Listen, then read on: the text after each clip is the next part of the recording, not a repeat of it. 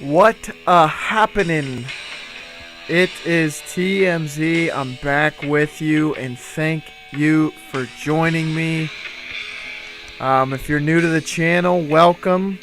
Be sure to like and subscribe, and if you are coming back, welcome back, mis amigos.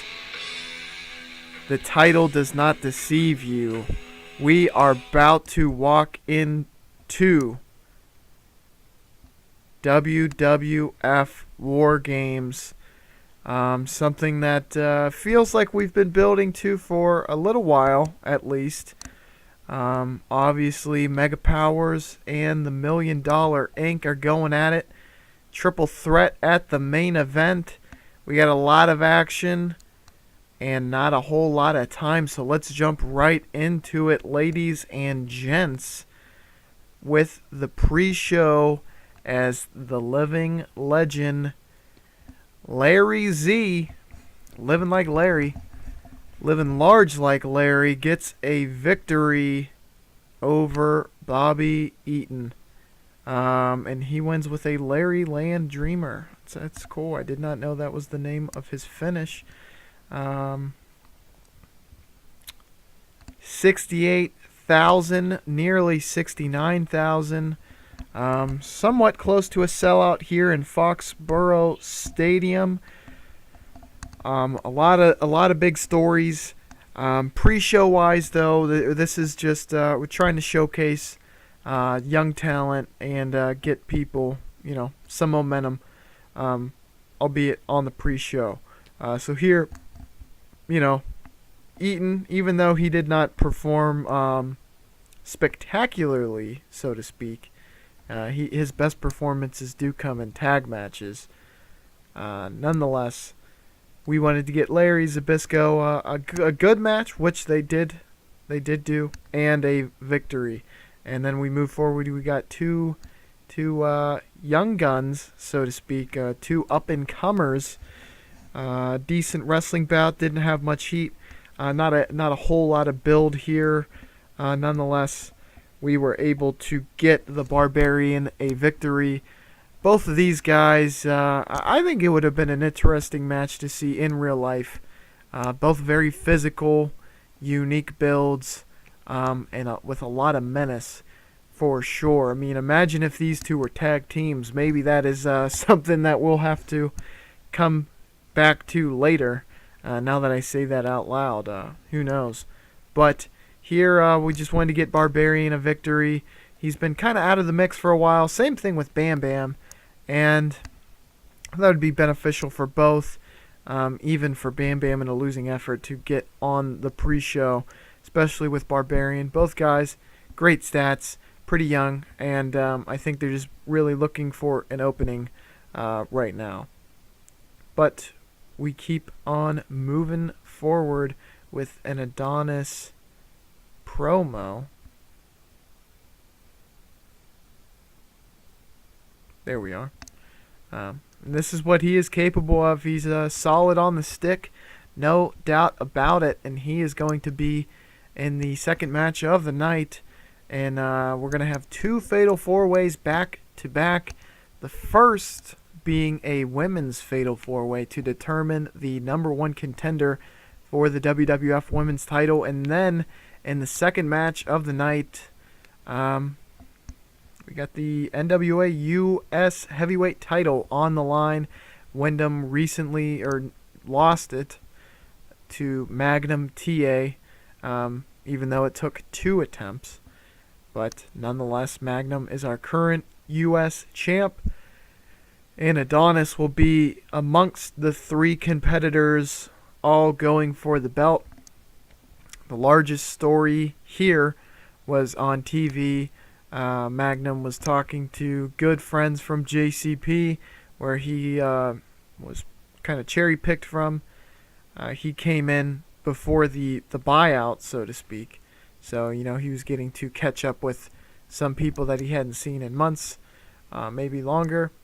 Brad Renegans was one of those people, and he said, they were talking about that that NWA title, how Brad had always wanted that title, and Magnum being a good guy, face, he said, hey, I don't mind giving you a shot at the title. And Adonis and Rick Rude, of all people, overheard this and argued, well, if you're giving out free title shots, we want in on that. And he kind of backed into a corner, accepted. Magnum is not the type of guy to back down from a challenge.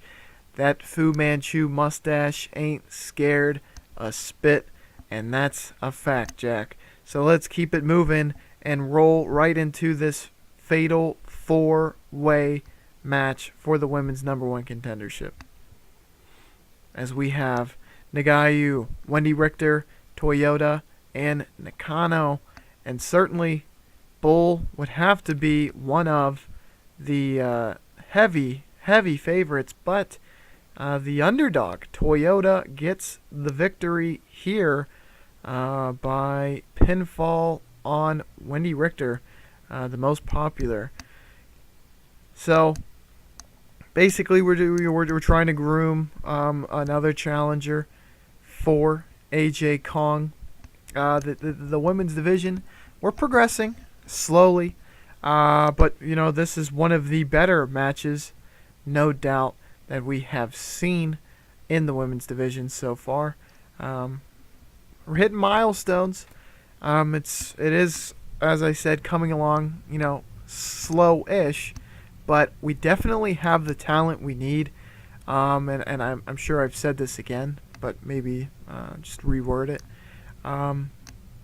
We have the players, so to speak.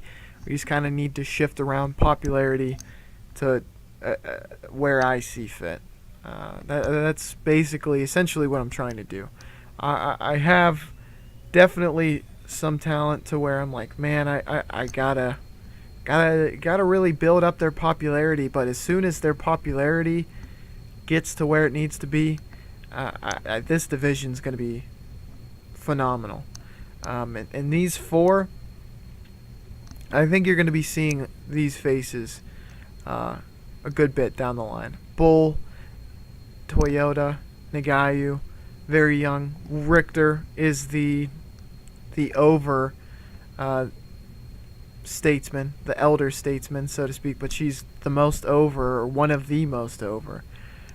So basically what we were trying to do here, get exposure to the cream of the crop, so to speak, and get Toyota in place to be able to challenge for that title come the next pay-per-view, which I have an idea for it. It might change.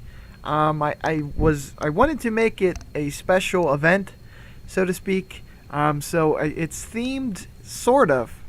I think it'll be interesting. I mean, as far as the card, what I have planned so far, I think it's going to be not themed the same way as this one, where it's kind of revolved around a big match. But maybe it'll be revolved around a big angle. Who knows? I did want the timing. I did. The only reason it might not take place next, and I guess you guys won't know because I am being very vague about it, but as far as this idea goes, I think it will happen this year, probably the calendar year in game. And I think it'll. I mean, who knows? People might think it's stupid, but regardless, the only reason this thing might not happen next pay-per-view is just timing-wise, coming off the heels of this. But you know what? I think I'm gonna go for it, unless I have a change of heart, so to speak. So be on the lookout for the next one. I don't want to get your hopes up too much, but I think it'll be a cool, just maybe feel-good moment, so to speak. Eerily reminiscent of what they had done in the past. And if you have a theory, I would love to hear it. Because also, ideas, I love looking at ideas. If you guys have ideas, comment them down below, and I'll take them into consideration. Especially, once you play this game a certain amount of time, you got to find inspiration anywhere you can. Sometimes you watch a TV show or other wrestling, retro wrestling current wrestling and get an idea from that. Definitely I've taken ideas. So just like to see them, and maybe it will evolve into something else. And so let me know, comment if you do have any ideas as we roll into this U.S. heavyweight title match. Good wrestling, decent reaction. It's about what I expected. This bout did have a shorter build to it than definitely like the War Games bout. No doubt about that. That was definitely, it had the biggest build and basically became the selling point, the sticking point, aside from, the WWF roster. But the spectacle of a War Games match, which I should note, full disclosure, Bruiser Brody, of all people, he's a tough cookie in this game. He did not want to compete in what is called a War Games bout in the match selection. So technically it's a 4v4 in a cage. You can only win by pinfall or submission. So I'm just gonna say it's a War Games bout, a War Games match, and that there is a second ring, because I think that's kind of ludicrous that I won't do War Games, but I'll do a 4-on-4 in a cage, especially someone like Bruiser Brody, who's a freaking madman, and I think he would definitely do that match, but who knows. It is what it is. But I just did want to be transparent in it. I don't even know if it would show up, if you would know. But just an interesting little tidbit. So if you ever play this mod, just realize that Bruiser Brody was a little bit of a coward when he came over to WWF territory. And I mean no disrespect for that. Bruiser, please don't haunt me in my sleep. Regardless, let's get back to it. Magnum TA retains his title here. This is his first defense as he defeats Rick Rude via pinfall. Again, defense number 1 for him. And looking at all the in-ring performances, everyone is pretty solid, with exception Magnum is actually lagging behind everyone else. That's actually a little bit surprising, to be frank. I thought Rude might be slightly lower, maybe even Renegades. I expected Adonis to be on top. But, yeah, Magnum he's slumping, boys. I gave him, boys and girls, I gave him this title for the very reason of trying to elevate him, and it is only defense number 1. Hopefully, if I can give him a better spot on the card, that will increase. Work needs to be done, to say the least. These 3, solid lads, no doubt about it. Probably will see them down the line as well. And then here, it's a feud that we have seen in the past. Adonis came off a loss on the last pay-per-view, same as Misawa, and Piper's Pit was back in action, which led to the Piper and Hulk explosion into a match on the last pay-per-view, and now a Misawa Piper match. Piper, he had another just random show where he degraded the guest, and then the next week thought he could do the same with the former IC champ Misawa, and Misawa had none of it and put him in a chicken wing, which led to Piper finally snapping, as his manhood had been kind of put into question by Misawa, his toughness, and now he has challenged Misawa to a match. But before we get to that, the tag titles are on the line, as we got a very, very solid matchup.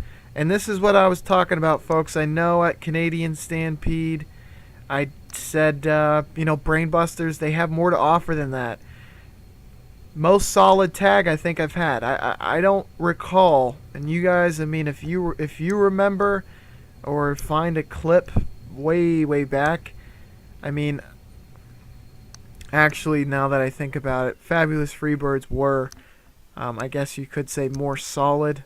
And that I remember Bam Bam was at 100, and I think that Michael P.S. Hayes was at a 93. So, but all things considered, I mean, Animal, he does have the tendency to kind of struggle to keep up, as they say, with everyone else's in-ring performance. But man, we had three good performances and a solid performance by Animal.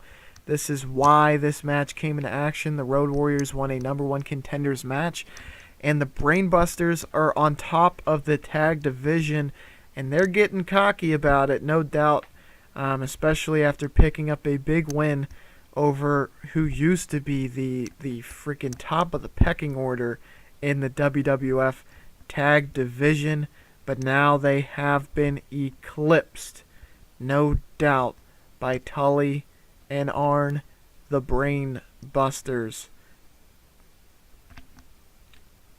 And then we are back on to Misawa versus Piper, a superb wrestling bout with good heat. Misawa defeats Roddy Piper with a Tiger Driver. And what a match. Piper slightly down. Obviously, he had a hell of a performance at the Canadian Stampede, his home country, Canada. Misawa, another foreign good guy, he brought it. Certainly not his highest performance, not his greatest performance, but definitely a solid one, and probably just about as good as the first time they met. Piper will be leaving shortly. He might be here for one more pay-per-view, so I'm going to try to really utilize him before he goes on to film a movie. Hopefully, it gives him a big popularity boost when he comes back, because I think he's still in his prime, and there's definitely more stories to tell with Piper, and he's one of those people, in real life and in the game that I just really, really like, and he elevated the Fed as a whole. If you look historically in this sim, and again in real life, he did elevate everything as a whole. It was the biggest heel turn we have had to date, and he was the greatest.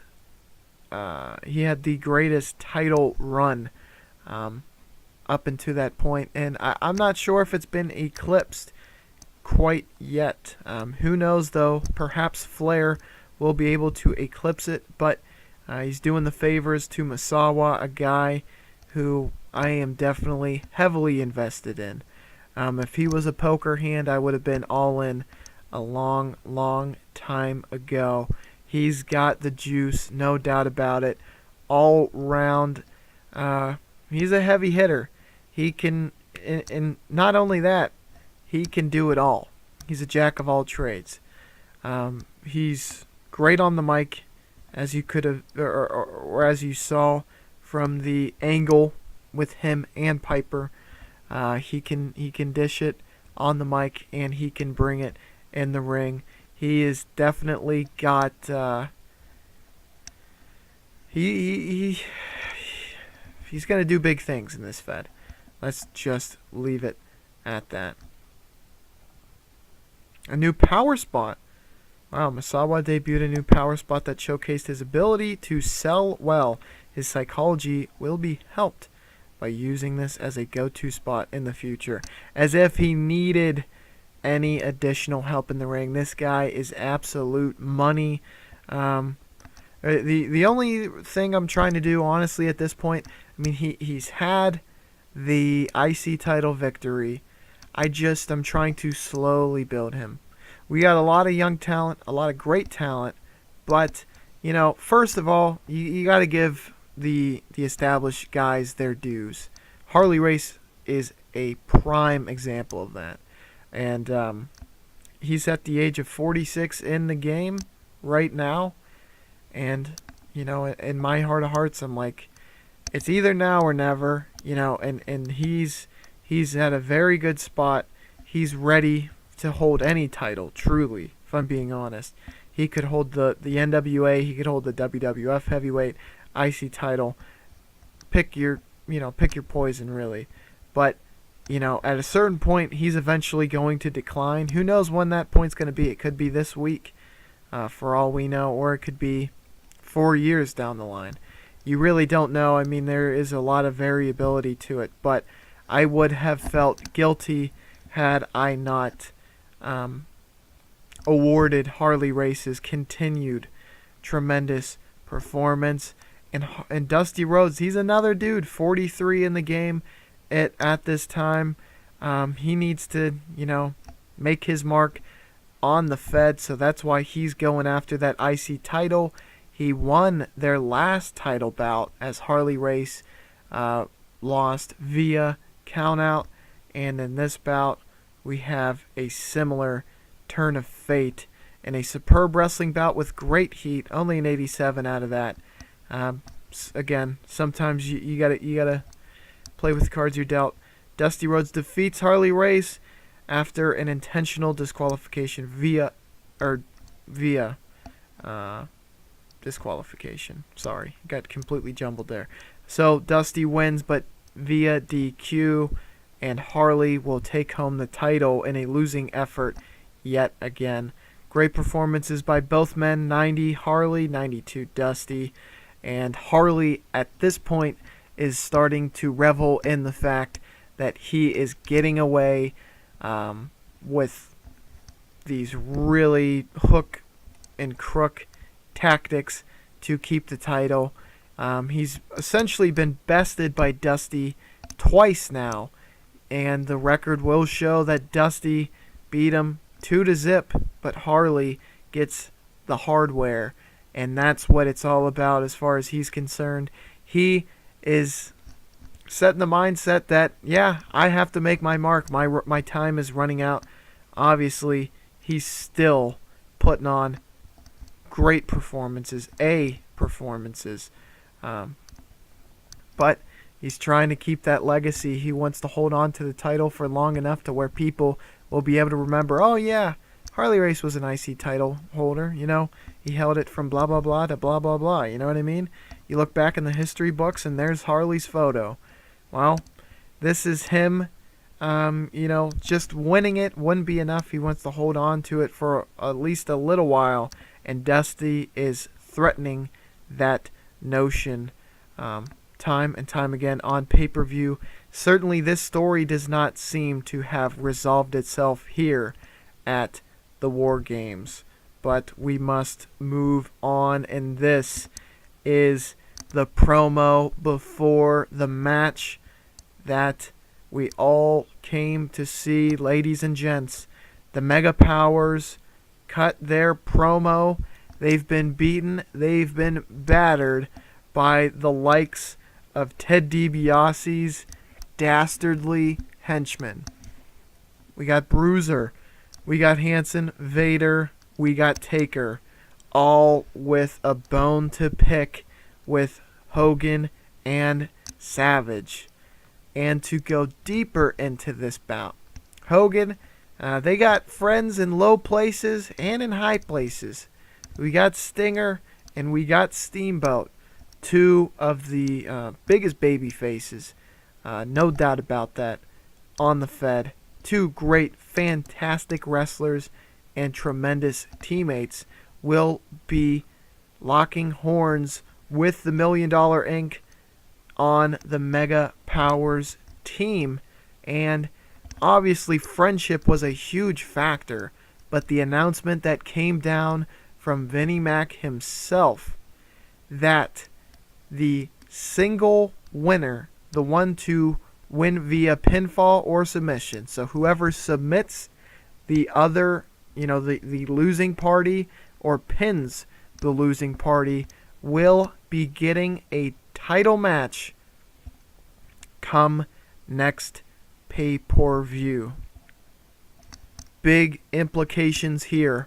Obviously, Hogan and Savage have they have motivation beyond just the title shot, but that is definitely the cherry on top, that they get to a chance to beat up the $1 Million Inc. for a title shot, no less. And also, that's what's keeping the $1 Million Inc. interested in it. Certainly, they wanted nothing to do with Hulk and Savage outside of dirty, cheap, blindside attacks. So now they have set the bait and the hook is in place. And there is about to be a war exploding here tonight on WWF War Games. But on top of that, on the very same segment, and now you're starting to see why this is a 100 rated segment, it's the announcement that Bret Hart, who gained a victory, as we said, over Misawa at the last pay-per-view, will be inserted in tonight's main event. DiBiase had defeated Savage last month, I believe, 1v1, and he has gained a title shot against Ric Flair, Slick Rick himself, and Bret's victory has been seen by the Prez to be enough to also be in the title match. So we got a triple threat to cap off this already exciting spectacle. And let's jump right into this War Games match. Definitely a slight risk as it's a brawling match, and it is a great bout. Good heat. We built towards it for a good while, so you got to hope that the heat's there, and it's certainly, this is going to be a very physical match. So we got Hogan, Savage, Sting, Steamboat against Taker, Vader, and the Cowboys from Hell, Bruiser Brody, and Stan Hansen, as Stan Hansen picks up the victory, or Ricky Steamboat, rather, sorry. Steamboat picks over the victory over Hansen with the flying karate chop. And so Steamboat has booked himself a match in the main event of the next pay-per-view, and he certainly deserves it. He is one of those guys who often gets overlooked, and now he finally gets time to shine in the main event. And slowly but surely he crawled his way up the card, and here we are as he puts on a great performance. And let's go through each and every individual performance. Vader 92, Taker 76. He's steadily increasing. Hansen 85, slightly surprising. I would think in a cage match he would really excel. Bruiser 92, again, I thought that might be higher, but sounds about right. Steamboat 86 isn't his forte, so that's about as good as you could expect. Sting 86, Savage 94, and Hogan 98. Holy heck, what a performance by both of the MegaPowers. They certainly brought it, and they win, although they do not get the title shot. Only Ricky the Dragon Steamboat will be getting a title shot. And certainly the $1 Million Inc. has got to be scared, but the night is not a total wash because the owner, the leader, the brains, and the pocketbook of the $1 Million Corporation, Ted DiBiase himself, still has a chance, a 1 in 3's chance in winning the NWA and WWF title. As does Bret the Hitman Hart, as well as Slicky Ricky Flair. So let's hop into that. But first, yes, Steamboat, I agree. He says, I can perform better if you use me in matches that suit my skills. Putting me in a brawl-based match does not play to my strengths. I couldn't agree more, Steamboat, but I wanted you to be number one contender, and this seemed to make the most sense for all parties involved, my dude. No hard feelings. Before we get into that main event, however, we got a Flair promo, and he has flanking him his other horsemen, Wyndham, Double A, and Tully. They are 4 people at the absolute top of the mountain, no doubt about that. Wyndham, I think we're going to see a little bit more out of him, even though he did lose the NWA US heavyweight title. We're going to try to factor him in more, especially now that he's got such a good mouthpiece and also some really good allies, especially after that heel turn. Man, we can tell some stories with him without a doubt. Certainly someone who got overlooked for a while, but now that he's got a lot of things going his way, his time might be coming soon, so to speak. But enough of that. On to Flair, who's cutting a promo as only he can. He's got 2 opponents, but that does not scare him at all. He's been here before. He is a grizzled vet. He's got the experience. He's got the money. He's got the titles. And they are going to have to beat him if they want to be him, so to speak. And let's jump right into it. 3 of the very best in-ring performers, 3 absolute psychologists, 3 technical masterclass teachers and performers link up here in the main event of what has been an absolutely spectacular card so far, and it was a superb wrestling bout with great heat. We have Flair defeat Bret Hart and DiBiase when he pins Bret the Hitman Hart. That makes it 12 defenses of the NWA title and 2 defenses of the WWF title. This was definitely a moment for Bret to shine, give him a little taste of what it's like at the top. DiBiase, he's certainly been here before, and an interesting way to kind of get him back into that main event picture, all the while keeping Flair's title reign, so to speak, very solid, no doubt about that. And next PPV, we get Flair v Steamboat. I hope y'all are excited. For all the wrestling historians out there, you might have saw it coming, especially when Steamboat was named the #1 contender.